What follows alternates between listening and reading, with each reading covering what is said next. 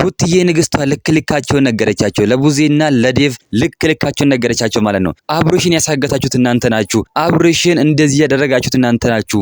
አብርሽን ራሱን እንዲስት እንደዚህ ራሱን ስቶ ጨርቁን እስከሚጥል ድረስ ያሳበዳችሁት እናንተ ናችሁ ስትላቸው ተናግራለች ማለት ነው። እውነትም ሩታችን ጀግናችን ማለት ነው ተናግራለች። ልክ ልካቸውን የነገረቻቸው። እንግዲህ እናንተ ቪዲዮ ሲጀምሩ ላይክ እያደረጋችሁ ጀምሩ። ለዚህ ቤተሰብ አዲስ ከሆናችሁ ሰብስክራይብ እያደረጋችሁ ለዚህ ቤተሰብ አባል መሆን ትችላላችሁ። ውድና እንቁ የሆናችሁ ቤተሰቦቼ እንግዲህ ሩትዬ በቃ እኔ ምን ልበላችሁ፣ በፊት እንኳን አትናገርም ነበር። ነገር ግን ስትናገር ልክ ልካቸው ነው የምትናገረው ማለት ነው። በተለይ ዝምተኛ ሰው ሲናገር በጣም መጥፎ ነው። ስለዚህ ሩትዬም እንግዲህ ልክ ልካቸውን ነግራቸዋለች።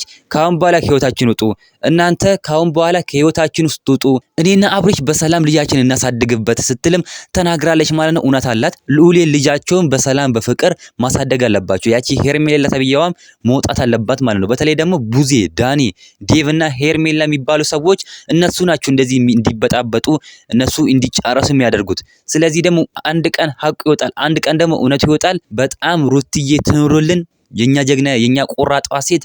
እናንተ ምን ትላላችሁ? ሀሳብ አስተያየታችሁን ኮሜንት ላይ ማስቀመጥ እንዳረሱ፣ ቪዲዮን ላይክ፣ ቻናሉ ሰብስክራይብ ማድረግ እንዳረሱ። በሌላ ቪዲዮ እስከምንገናኝ በያላችሁበት የዓለም ዳርቻ ሰላማችሁ ብዝት ይበልልኝ። ደህና ሁኑልኝ።